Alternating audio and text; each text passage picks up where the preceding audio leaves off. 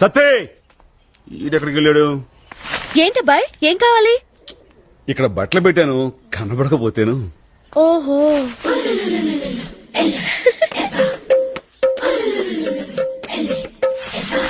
అమ్మాయి ఏంటబ్బాయ్?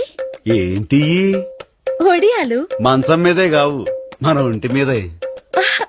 బట్టలు. అదే నా బట్టలు ఎందుకు వేసుకున్నావు అని. నాకు బట్టలు లేవు, అందుకని నా బట్టలు వేసుకున్నావా? అవును. విప్పో విప్పో.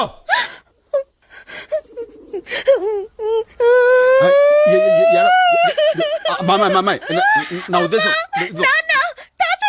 వాళ్ళెందుకు ఇప్పుడు ఇక్కడ నాకు అన్నం పెడుతున్నారు కానీ బట్టలు ఇవ్వడం లేదు.